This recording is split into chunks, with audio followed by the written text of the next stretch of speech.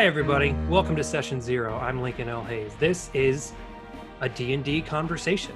Our first episode, our first part of the pilot, I should say, of Masters Assemble was with a great group of DMs. This is another equally excellent group of DMs. I'm very excited to chat with these gentlemen about their experiences playing Dungeons & Dragons, the highs, the lows, everything in between. So, gentlemen, welcome to Session 0. Let's roll initiative. And I didn't bring my dice again. I'm the worst DM. Oh, man. Natural 20. Of course. No, Nat 20! Ah, shit. That is a big die. Mm-hmm. All right, Jordan, so what's your for- dex? The +4. He's got Dread All right, you Ambusher, beat though. me. I'm So a +1. I was just saying he's Dread Ambusher, so he's probably got plus whatever, plus his wisdom, so. Exactly. All right, let's go around the grid and do some introductions, starting with Jon van Luling. Welcome to the show. Thank you. It's finally great to see you again. I'm Jon van Luling. I'm currently in Vermont and have known Lincoln for quite a little while here and been playing D&D for almost 23 years. Holy cow. And how long have you been a DM? DM, probably a little longer, probably a little shorter, sorry, about like 10 years-ish. Not bad. I can't, numbers hard. That's why I DM. That's exactly right. Phil Krogmeier, high school friend. How about that? Welcome to the show. Thanks, Lincoln. I'm here in Colorado Springs, and I've been playing D&D since fall of 2006 and DMing since about 2008. Nice. Next up is my former roommate, Mr. Alexander Stine. Actually, wait, I have a title that I was supposed to read here. He's known as the People's Character Actor and is the host of the Pungian Master for the Floor is Dungeon podcast, Alexander Stine. Proper introduction. Wow. Great. Look at that. Yes, I started playing D&D only like about 3 years ago. Though the first time I played it was back in like 1999 when I was really big into Magic the Gathering. But now this is much more cost effective and a lot more fun, to tell you the God's honest truth. And how long have you been a DM? I started off as a DM, and not in that 1999 game, but when I started playing 5th edition, I was like, I don't have a DM, so I'll just do it. Kind of seems that's the way 5th edition has gone for a lot of people. It's like, this is fun. I guess I'll run it.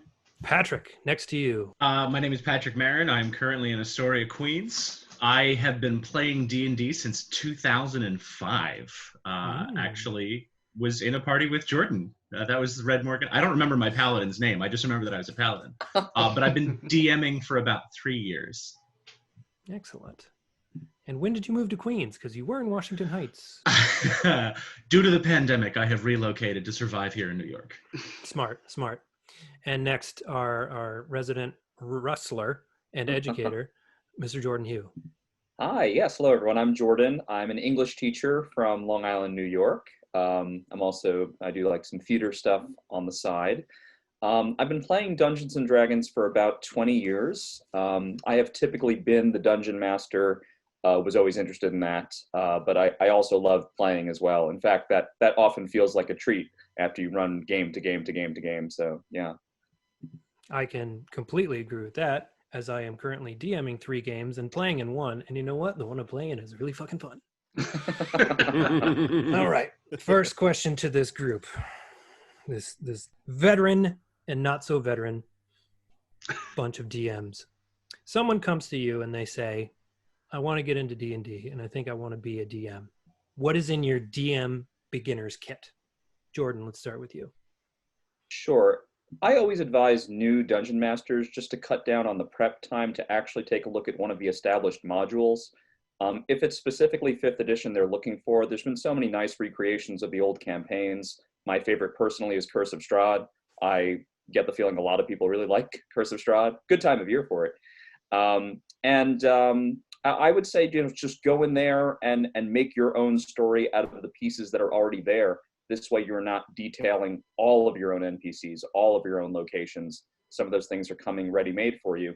And if you're not really into theater of the mind, they have a lot of like good miniatures and things like that that are already made for you if you want to do something with physical pieces. So I always say, hey, look, building your own world is terrific. Why don't you start with some pieces that already come in the box and take it from there? I'm glad you mentioned Curse of Strahd because I'm about to start Curse of Strahd. Awesome. I can't wait. All right, Jon. you're the next most veteran, I think. What do you think about this topic? What do you tell Lincoln from 2018 when he's about to run Lost Mines of Phandelver and he's freaking out? What's in the beginner DM kit? First off, ballsy, great little campaign to try. I agree with Jordan. Get yourself the pre-made modules. Make sure you have stuff preset for you so that you can reference it if you need to, have kind of a good path to take. And you can add in your flavor text or your flavor adventure part of it as you want to go along. The biggest thing, and I was trying to remember this, so I wrote it down just so I didn't forget it, was have, especially for newer DMs, little bags of like little tokens and stuff you're going to need, even if you don't have the miniatures, just so you can put them down, like tops of milk jugs, little things. So it's not just another die you put on the thing. And then the other thing that I love is, if I was having didn't have a screen or anything else, take 2 clipboards and put them next to each other so you can hook your stuff up. So you have all of your little tables and everything else you need to see, because that's going to help you immensely, because you don't need to remember everything. It's going to be there in front of you, which is perfect. That's good advice. My first DM screen was the box from Lost Mines. And then I was like, I need the things. And I became obsessed. Just wait till you custom make your own. I did on Hero Forge. I have 3. Steiner, what do you think?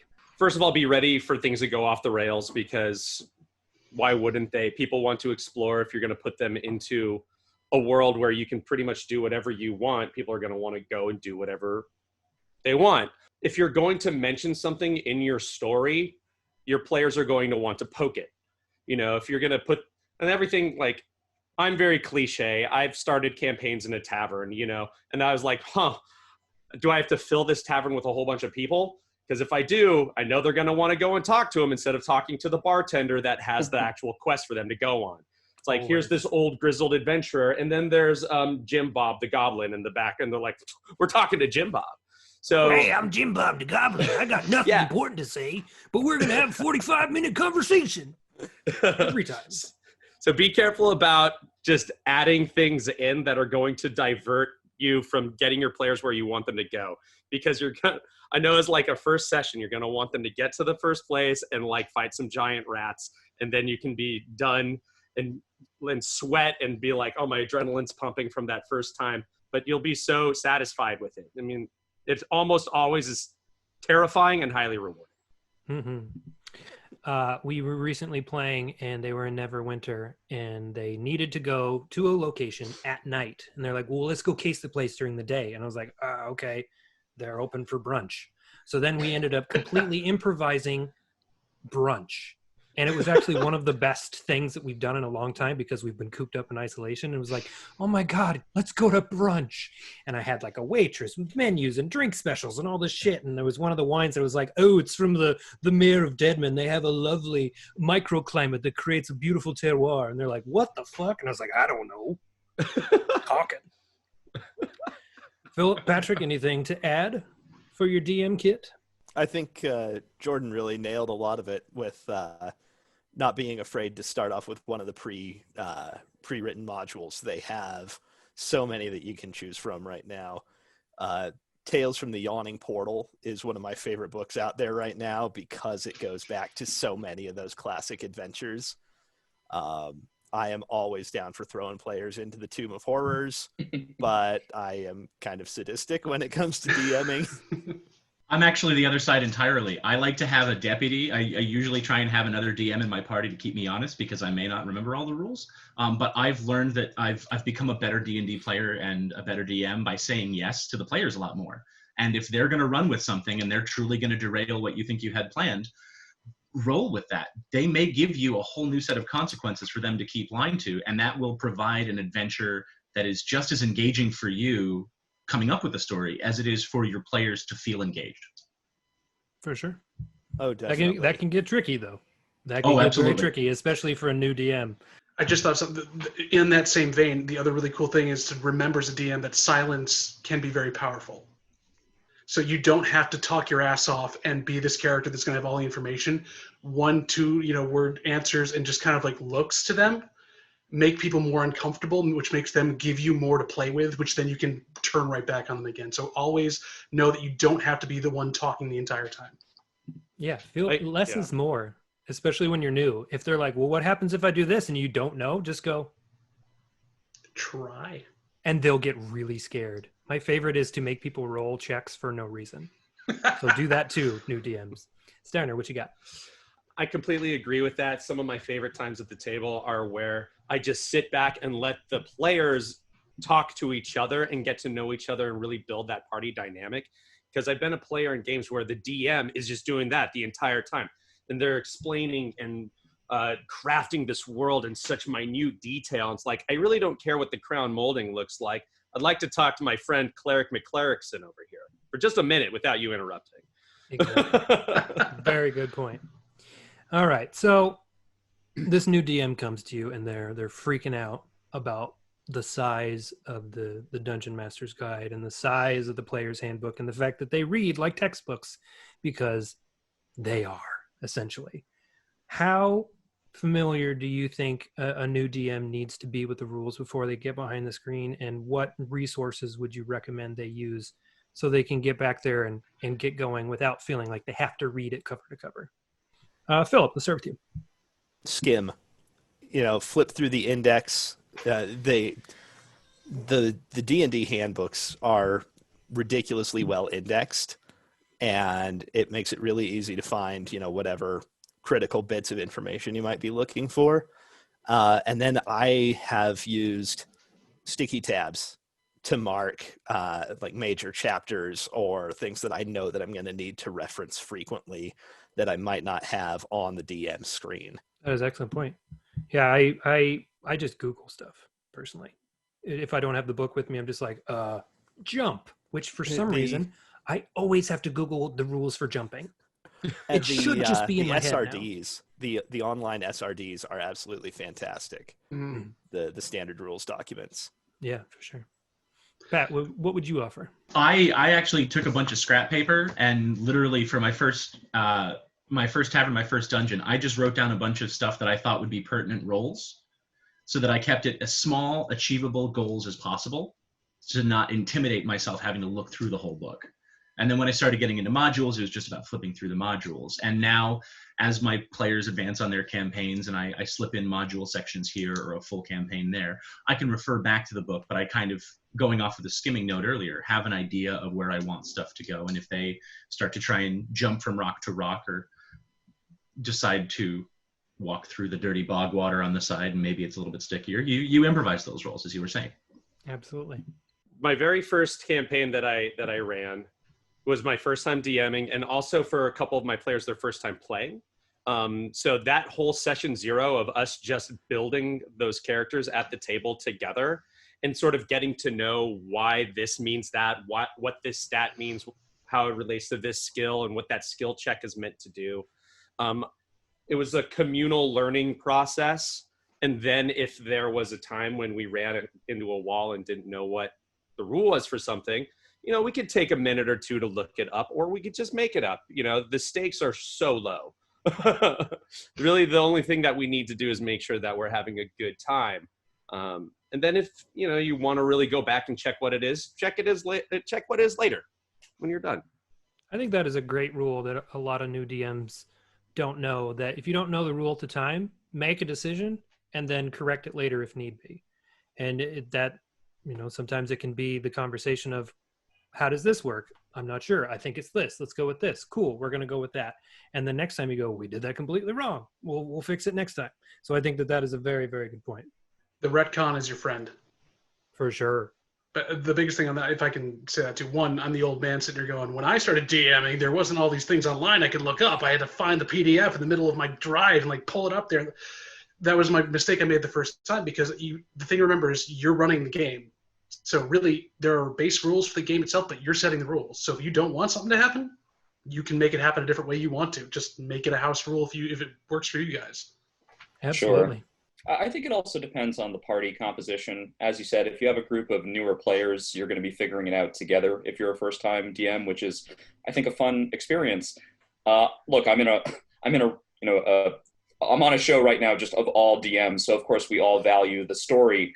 And I think those story moments are always more important than the rules. I think I would, if it's your first time being the dungeon master, de-emphasize the rules from the start. Just be really honest, say, hey, we're going to figure it out together. To Pat's point, if you have a veteran player at the table, don't be afraid to ask for help and say, hey, I don't know all the rules, but we can, your help would be great. I think that's fine. Just be honest.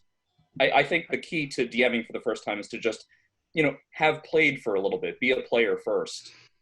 If you can. I know Alex said that he started as the DM. I think that's, wow, just throwing you right in the water. But if you can play first, that's great, because then you know exactly what's in front of the players as they're playing. Well, I'm glad that we're already talking about rules. That takes me to my next question. What are some of your house rules, your table rules that you have in your game that might be fudging a little bit, or you just completely threw a rule out because you said, you know what, I don't want to do that?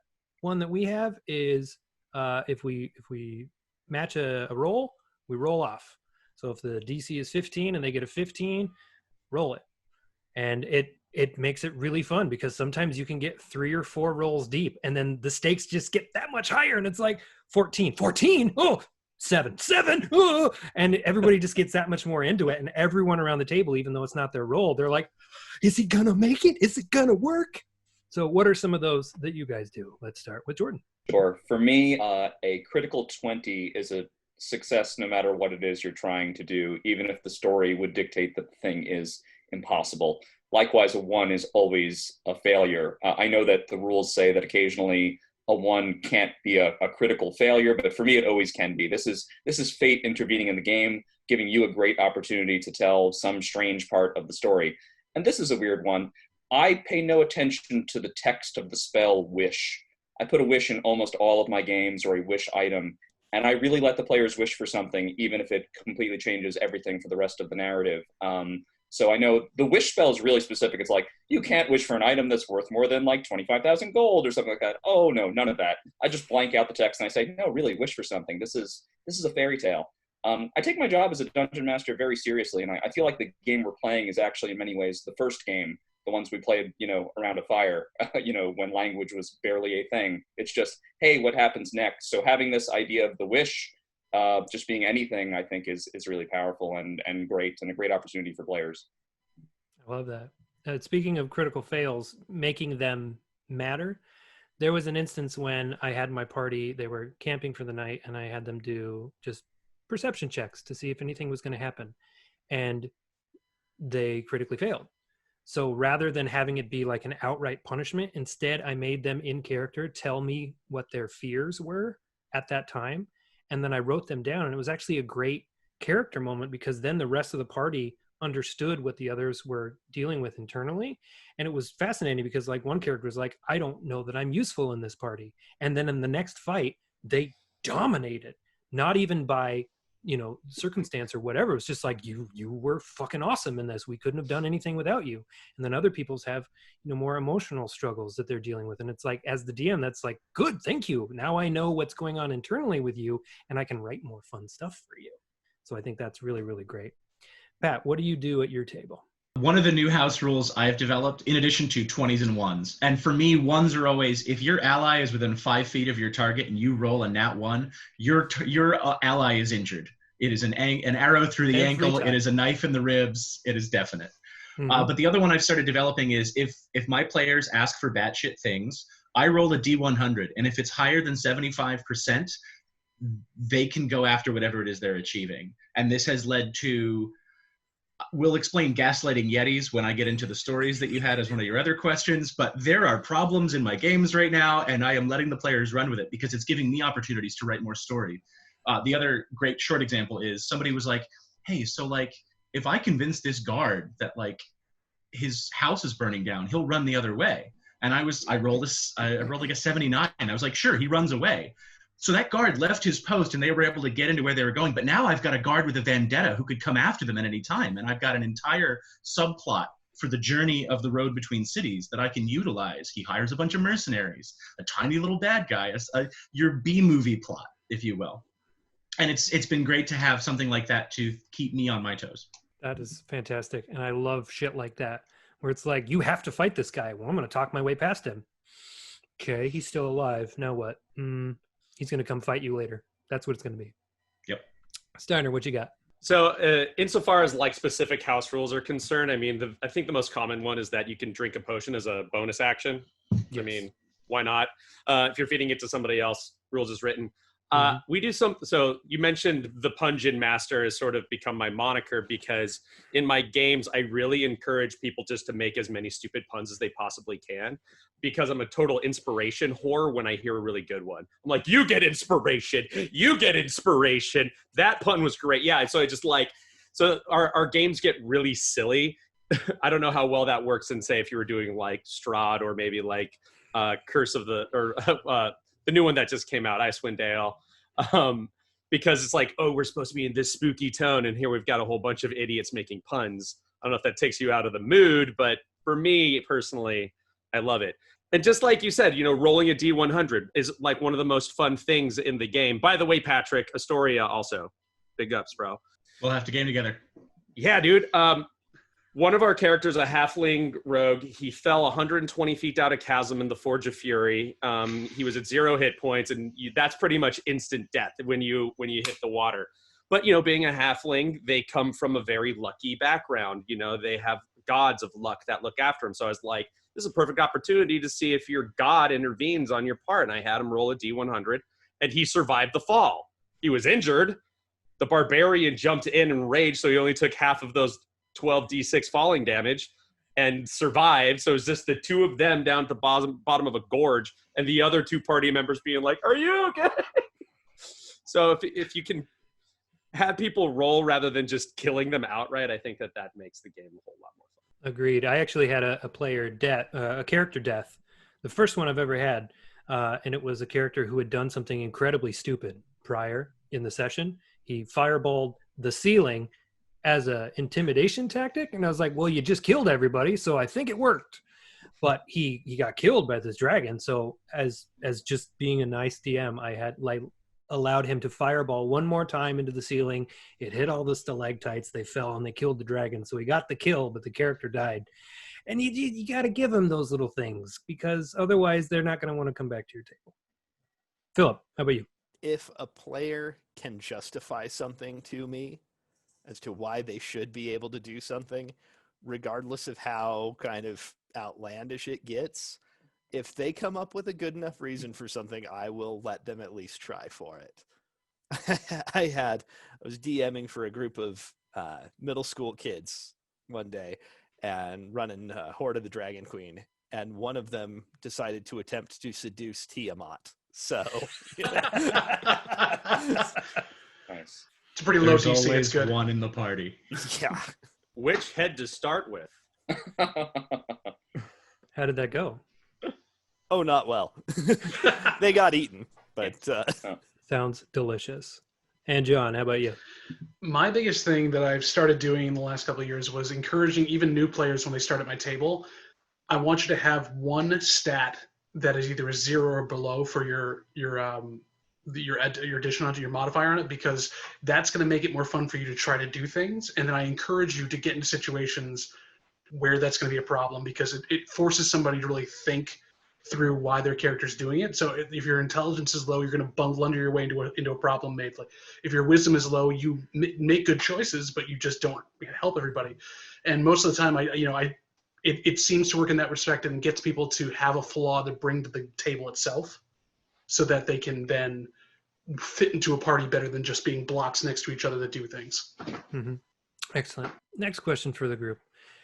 Have any of you ever had an instance where you are playing with a more veteran player and you have to, let's say, retrain them from some bad habits that they may have picked up from some previous groups? Has anybody had to deal with that? Do you have any tips for anybody who comes in and they have somebody who's just like, I'm going to do everything, and this poor new DM is like, I don't know how to deal with you? I was going to say, it's a tough question. But the thing that I kind of committed to with just before quarantine, starting a couple new games, having a consent checklist and having a session 0 with everybody, either individually or as a party, so that you can kind of set the tone. And even with experienced players, I found that has negated a lot of my troubles, because encouraging people to play new classes for me and not repeat characters from previous campaigns has given even my more seasoned players a fresh head to approach my games. Yeah, so for me, in terms of retraining, it's split up into two sort of conversions. The first is converting some old school players who I think were more into strategy and tactics to getting away from the numbers and being more story-based players that are more role-play driven. And that takes time because sometimes those folks are a little bit more introverted, and that's totally fine, and they can still play fine, wonderful characters with that. But I run role play heavy, story heavy sessions that are a little light on really advanced combat tactics and things like that. In fact, that's kind of a rough spot for me. Not rules wise, just I don't really love combat that much. But for players that their whole career in the game have been about how best to kill something, how to get the most experience points, those things don't have as much value for me. So it's breaking down combat encounters so that they have more storytelling value than they have value in terms of like getting the treasure. So I try to include combats that are very story heavy, like there are story beats as the action is happening, so they have to react to those things. That's one way of retraining. The other is there are already players that are role play ready, but tend to hog like all of the spotlight. Like the game is like suddenly all about them. So as a game master, I try to focus on players to a really individual specific degree where it's clear that this one character is supposed to do this one thing, and gradually the hope is that they all learn to sort of share the spotlight rather than be like, nope, I'm the incredible Superman character and I do everything, even the stuff that's clearly aimed at one particular PC. Yeah, if you're the fighter, you shouldn't be doing intelligence or wisdom checks, just Right. across the board. Oh, it's funny. What about you guys? Anything to I've add? found that that 5th edition has actually been really helpful for retraining a lot of my players who started on 3.5, because there was a group that I played with starting in college where 3.5 and into Pathfinder just turned into an absolute arms race. As let's see who can get the plus 30 attack modifiers. Let's see who can get 50 plus armor class. Just by combining whatever rule exploits we can find, and diving into 5e where it is decidedly less numbers heavy has been a pretty fantastic thing. Totally agree.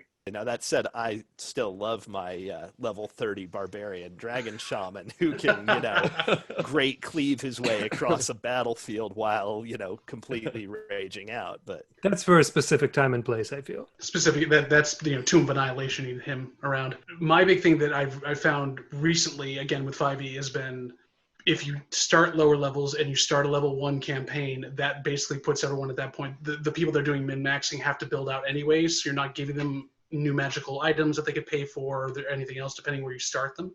So even my more experienced players have to start from square one to be able to get somewhere so they can build the dynamics. But the other thing I started doing is if someone starts to go off the rails and really start to monopolize is dreams at night. Doesn't matter what they are, because it gets a one-on-one with somebody in the party, give them a spotlight for a second that can show off what they do, gains them confidence speaking at the table so that when they are in another part of this, they feel better about it. I actually incorporated something like that early on in when we were doing Lost Mines, because it came with pre-generated characters.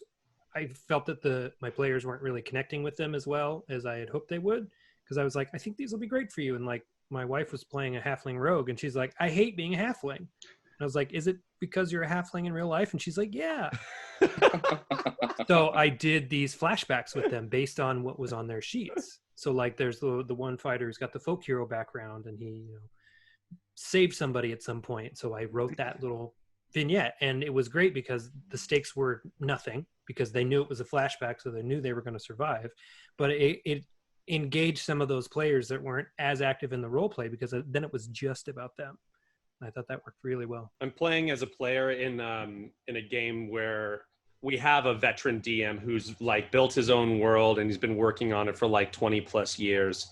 And he came up with a really cool mechanic. So I'm playing a Tempest Cleric, and just one time I happened to prepare Augury, the Augury spell for Wheel Woe, which is a fun thing to deal with as a DM, because it's like, oh shit, now I got to tell you about whether this is going to be good or bad for you. I don't know what choices you're going to make. But he decided to, so like the whole role play behind it is that I would like read tarot cards, and that would basically tell us about what was going to happen.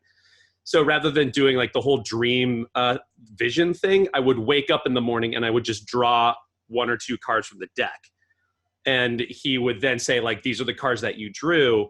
But the cool thing is that those cards never show up again. Those cards are created by my deity to sort of like lead me down the path to where we sort of need to go next based on my like charisma check in the morning.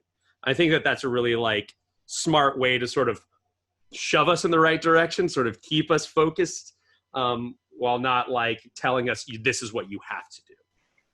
I like that. That's really cool. Yeah. So obviously we're still in this fucking pandemic and it sucks the most. What have you guys done in your games to transition? Are you still playing? Have you gone online? We play on Zoom. It's a whole thing. I talked about it in the last episode. See last episode. What are you guys doing? And a couple of you, at least 2 of you, have podcasts. So I'm interested to hear how you're doing your podcast during this time as well. So why don't we just start with John and talk about your podcast? Gosh darn it. It's on hold right now. That's the sad part because our DM had his baby. So we're all waiting for him to get out of that, 2-3 year phase of not having any time to anything to do. He's only a month in. He's fine. For him specifically, we started sharing maps, and he's been using Clean Feed to record our audio. We're not doing a lot of, it's more theater of the mind right now. He's not up with putting stuff online, using Roll20, all those types of things, but it works well for us because we're all a bunch of comedians and improvisers, so we're just dicking around and making fun of each other and having fun. But my other games I'm playing in, we use Discord for video on the side, and then we have Roll20 up in front of us in D&D Beyond. I still have my books to the side because I want to read them, but that way we can move our pieces around, and it's been a lot more fun that way because you still have the visual component. You can talk to people like this, and it's not Zoom, which is a meeting. It's, we can run music in the background, and my DM can change that. There's bots he can put in. It's fun. Yeah, so I've only recorded the first episode of our podcast at this point. The second one we're recording not tomorrow, on Monday. What's time in the pandemic? Yeah. What is that? But the silver lining of me not being able to go and work is that I've got a lot more free time, and thus I've been able to play a hell of a lot more D&D. I played 4 times this week, y'all. 4 times. And the Roll20 is great. My computer's super old, and I feel like every time I load it up, it's about to explode. So I use an old iPhone, just like old school. I roll out the battle mat, and I turn on the battle cam, and I got the minis, and I move them around. I put a key direction, and I'm like, okay, which way you want to go? They're like, 2 north. I'm like, perfect, boom, boom. And we fight that way when we do the tactical grids, at least when I'm DMing. It's been working out pretty good. My wife and I have been playing a weekly game for about 1.5 years over Skype with my in-laws. Her brothers are scattered to the winds, and so we get together and play over Skype every Saturday. And then my college group and I are still playing games together over Discord and using Roll20. I've been playing around with D&D Beyond a lot for the last year or so, and I'm really loving it, at least for character sheet management. But then I've got my handbooks. I actually just got a new battle grid back in May, so I am looking forward to my next. We're doing kind of a round robin DMing style right now. So I'm looking forward to my next turn in this 5e campaign. So I've mostly been operating on Discord, and there was a graduation to that. We just started off on Skype with my regular group, and then that escalated to Zoom, and then we went to Discord and using Roll20, but not the video feature of Roll20 because obviously, we started some other tools like Forge and stuff like that. Ultimately, my games are theater of the mind, so when I'm running something, it's really pretty much just Discord, and then I might have 1 or several chats running with private conversations to players or sharing pictures, things like that. I don't love the dice rolling on the screen. Almost all of my players, including myself, have just one of these next to them, a dice tray with their kit kind of set up for them already. Yep, there you go. There you go. Yep, look, all of us. Yeah, same thing. Because and we just play honor system. I don't need them to, if you're cheating at D&D, what are you even doing? So I hope my players are pretty legit with that. But yeah, we just started off with Skype, and then it graduated from there as we just wanted to grab better tools and share images and things like that. trying to adapt to the technological age, we even just text each other during the game and stuff like that. If you have private information, things like that, things like crystal balls that only one character is privy to that information. So we're making the best of it. Like you guys, I've played more D&D now than I think in my entire life, probably more than college. Also, I'm single and I have no kids. So yeah, 4 times a week is like the average for me right now with multiple different groups. It's crazy. It's great. The pandemic is very sad, but this is nice. Same thing. I am a bartender or an actor, depending on the week and the paycheck. So losing all of my jobs, my hospitality, my tech theater, and my performance friends, all of us started up games. I run 4 and play in 5 on a monthly basis. I only see about 4 or 5 games a week because now people are getting part-time work, and there were a couple of weeks where it was like a part-time job. But now with scheduling, there are games I play once a month if I'm lucky. And then a couple one-shots. But I have learned so much because I now have 20-something weeks of hardcore DMing every week and multiples. So like having sticky notes all over my wall, having a little chalkboard that I have little notes for myself, reminders, things to freshen up my approaches. I have gone from like 2 gigs on my Google Drive to like 16 gigs on my Google Drive of inspiration photos, maps to play with. I had grown up with a group of Theater of the Mind kids in college, and there were times where I hit a wall and I didn't realize where my wall was, but starting to play with tactical maps Roll20 has been a wonderful resource for me because it's allowed me to take my strengths as an artist and to mix them with the tangible boards for when people's brains cannot connect with that theater of the mind. Yep. And it has helped me break through a lot of my own mental blocks when it comes to Dungeons and Dragons. So the last 6-7 months have been wonderful to include people and to try new things and to break my own comfort zones as a DM and as a player. It's great. I hate to say it, but I love this part of quarantine.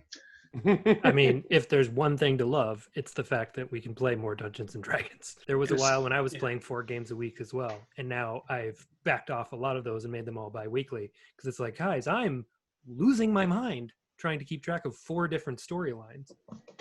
But that actually leads in perfectly to the next question. How has D&D helped you in your personal or professional lives? For me, it makes me... I was able to pull in the improv training that I got from the Vermont Comedy Club and just be able to roll with stuff and pull these characters out of nowhere that I was like, this is great. I didn't think that I could do this. And it's helped me in jobs, be more confident talking to people and all that kind of stuff. So let's start with John and go around the squares. How's it helped you? For me, especially, it's helped me keep my skills sharp, even especially during quarantine when I haven't had a lot of other shows to do or anything else, working on accents, working on fun things to play with. But in general, it's a different type of way of interacting with people where I got to be able to learn how to interact with not only characters, but also other people for a long period of time. So you get to build relationships with people you didn't know, especially with the new players or new DMs that you bring into a boardroom, you bring into an audition, you bring into anything else because they're like, okay, yeah, I know where I can sit with people here. I kind of know where my voice is in certain respects, even if it's through another character. And it's a lot more fun that way. Tactics. I mean, it's... How do I manage this group of 5 to 8 people? How do I figure out who wants to do what, when, and how? How do I keep them going toward a consistent goal? And I'm not like in a management track at work or anything right now, but it's been fun. It's just a way of kind of tying in some public speaking and some acting, a little bit of just creative work. So I was in a pretty intense entertainment industry job for about 6.5 years, and when I ran into some complications, because guys, here's a little bit of advice: you can't be an actor and a talent agent at the same time. Don't try to do it. It's like riding a comet into the sun. At some point, you're going to explode. So after I had to leave that job, I was like, what the hell am I doing? And I got really super duper depressed. I was in a dark place. And that's when I started like listening to like podcasts and everything. And like my bro Murray, Alex Murray, who I'm doing this podcast with that I'm recording, The Floor's Dungeon. He introduced me to the McElroys, started listening to the Adventure Zone.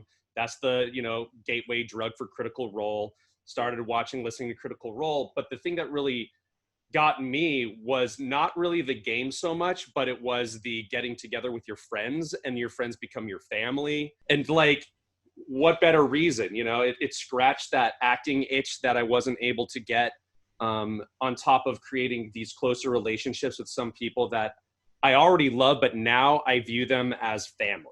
And there's really nothing more that I could ask for, you know? So this game is really near and dear to my heart. It saved me from a really dark time in my life, and I'll never be able to like thank it enough. A lot of the same stuff. I don't want to repeat. I think adding to that, I would say, don't be afraid for new DMs to keep it short. I run 2-hour sessions for half of my games. And while it does make it episodic, it gives me an opportunity to have cliffhangers. It allows me to actually mull over any big decisions or plot changes that are happening with the players and the characters' developments. And that also keeps my sanity intact by knowing that I have a 2 to 2.5 hour block if we're in the middle of combat. I'm not going to be overwhelmed. I'm not going to start having any sort of anxiety about being a DM if I trust that they're willing to work with me and that we know our time will come back next week. So don't be afraid for short sessions. On a personal level, I'm an educator, so I've certainly taken skills from around the table, trying to get and keep players engaged, applying that to teaching and with my students and things like that. That's for sure been helpful. On a personal level, you know, some of my favorite memories are memories from games. They've happened in the world of the game with those people, and I validate those experiences as much as I do experiences in the real world. Ultimately, you come to find out that those characters are just an extension of yourself. Those NPCs exist within you, were created by you, even the bad ones, and really amazing moments happen. So I feel more connected to people that I've played with around a gaming table than I have arguably with people that I've met otherwise or worked with otherwise. It's really, really incredible. And I think that translation of those interactions, you get those skills directly. Things you do in the game really happened. Absolutely. And actually, Chris D'Amato on the first episode said the same thing. He's like, the things that happen in the games feel real. They feel like tangible memories because we've collectively done them together. And how is that any different than going apple picking and not taking any pictures of it? Did it happen? If it's not on the gram, did it happen? Yeah, it did. It happened in our lives, and it's important to us. Well, I just want to thank everybody for being here. This has been so much fun. Hope you guys are enjoying this conversation as well. We're up to our last question of the night, and it's a doozy. We're going to do reverse order this time. So we're back to you, Jordan. What is your absolute number one favorite thing about being a DM? I'm going to quote a writer here. I'm going to quote actually a great television show. I'm going to quote Westworld, which is a show that is basically a DM's wet dream. Anthony Hopkins' character in season 1, he plays Dr. Robert Ford. He says, "The guests don't return for the obvious things we do, the garish things. They come back because of the subtleties, the details.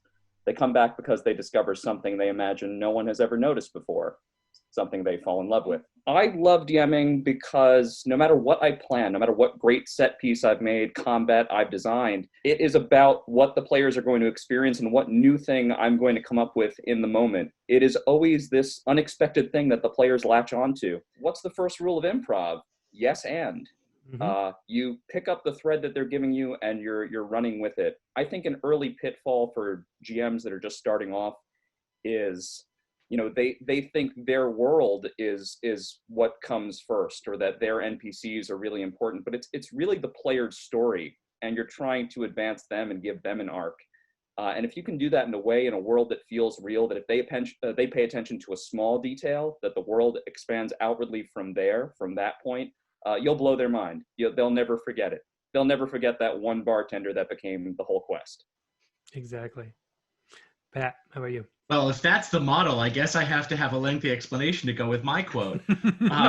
No, I truly believe the more I DM that it's a collaborative process, that there is no fully linear approach. It's very Jeremy Bearimy, and that you will invoke some of these things along the way. But I've scrapped pages of notes, or I've set pages of notes aside to see if that's ever going to come around for my players. So for me, the mantra is absolutely mercilessly stolen from somebody else, but it also invokes what I want to achieve in the game, which is when I say, how do you want to do this? Because I want to do it with my players. Amen. Steiner. The control, the power, being God. Oh, you want to do something? Nope. No, I'm just kidding. Sometimes shutting people down is really great. I'm just saying that does happen sometimes. But I don't, what can I say that you guys haven't already said? I mean, like, yeah, it's all of that. It's getting together with people. It's seeing somebody's eyes light up when you throw them a nugget of their backstory and they're like, oh my God, are we in my backstory? And they sort of like look around at the other two people at the table like, do they know? They don't know. Those little moments for me bring me such joy. And being able to have like the little conversations afterwards, like, you know, the rogue that's like, I think I'm going to steal the MacGuffin from the party. And they're like, I'm going to turn on them and I'm going to go work with the bad guy. And I'm like, yes, do that. And then just watching the surprise on everybody's face at the table when they're betrayed by somebody they thought was their friend, you know, those little moments, it's what does it for me. Yeah. I love throwing people into shitty situations and watching them try to get out of them. Yeah.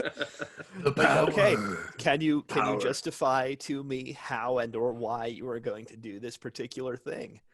And I get some great stories out of it, and so do they. My favorite part has always been, it's another improv rule, but it's the callback. So even the most mundane thing I don't have, when they find that thing that makes their eyes light up, it's me knowing that it's going to come back at some point and giving it enough time to grow.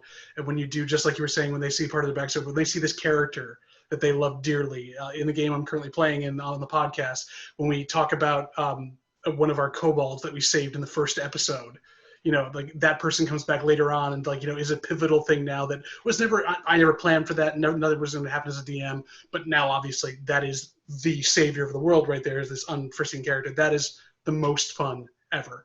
And to end with a quote, because we started with a quote, to quote Mick Napier, for any improv, anything else, as long as you know your shit, everyone else around you will be comfortable enough to try new shit, and therefore you'll have more fun. I like that very much. That's good. Thank you, gentlemen. This has been a delight. Thank you. Delight to have Thank you you. all on here. Thank you, Lincoln. Let's Thank go you, around Sergeant. and we'll do some plugs, some social media handles if you want people to find you, where people can find you if you're working on anything in the next couple months. John, we'll just go around the squares. Sure. You can find me on Instagram or Twitter at the JV Lexicon. I post infrequently or frequently, depending on how much I care if people see about my life. But in general, I'm on Improvised Weapons podcast, which is on hiatus right now, but we've got over 150 episodes to go back from, so please go there. And episode 15 and 50 are great jumping on points because they do recaps, so they help you get into it. I also work with Revelry Theater up here. We're doing live on Zoom and other sketch comedy shows up here. So you can find our YouTube streams on the Revelry Theater YouTube channel. Philip. You can find me on Twitter at FlipWriter, and I'm not doing I'm not doing podcasts or anything right now, but I'm in the middle of grad school stuff, so it's just getting through day by day. He's a different kind of nerd. I'm a librarian. Oh, violation. Okay. Yeah, if you want to find me on any of the socials, on Twitter, I'm at Alexander Stine. That's Stine. And Instagram is The Steiner.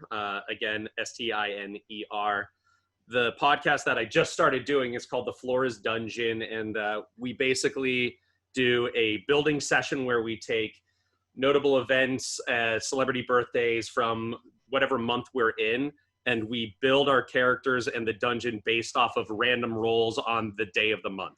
Then we come back for a second session and we use that information to build an adventure for our guests that come onto the podcast. So that should be coming soon. And aside from that, I'm just trying to keep my mind from going insane.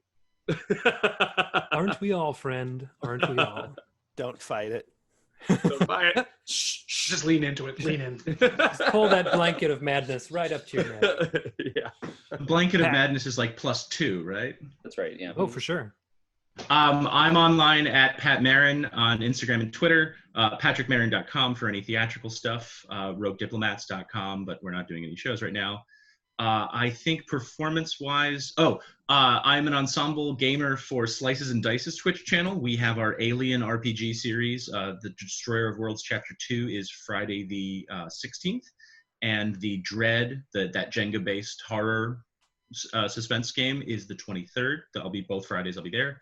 And then when the world opens up, I am head bartender at On the Rocks Whiskey Bar, or I do private whiskey tastings and stories. You can hire me out for events at the Bar Rover on Instagram. Indeed. Yeah. And our resident educator, Jordan Sure. Hue. So I work for Top Dog Games. We make a product called Stat Trackers, which is a D&D 5th edition supplement.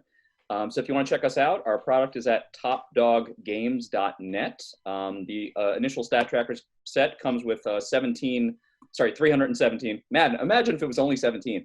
The base set comes with 317 stat trackers that have most of the monsters from the monster manual that you can hang right over your DM screen so all the stats are facing you.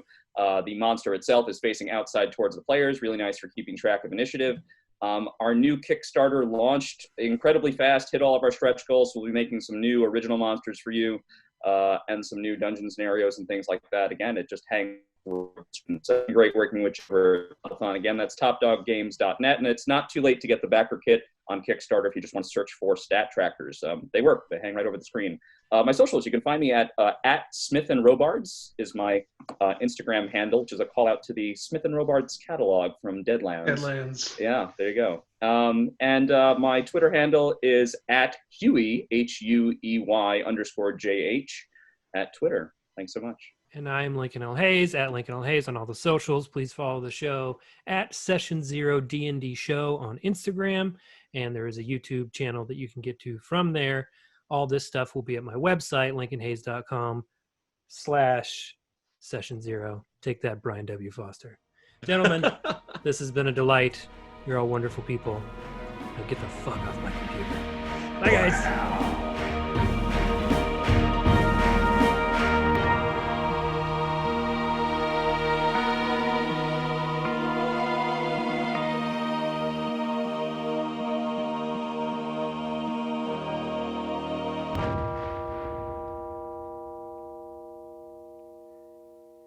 Hey, it's me again. Did that seem like fun? All that D&D talk? Well, I could teach you if you want. Just go to my website, lincolnlhayes.com/storytelling, and take a look. I can teach it a couple hours, run through the basics with you, do a small session, see what you think. I can run it for just you and a couple friends, you and your family, you and some coworkers. What do you got to lose? If you don't like it, it's one night of TV you don't watch. But if you do like it, you have a hobby you can play for the rest of your life. Sounds good to me. Head over to my website, lincolnlhayes.com/storytelling. Let's chat. And thanks for watching Session Zero. See you next week.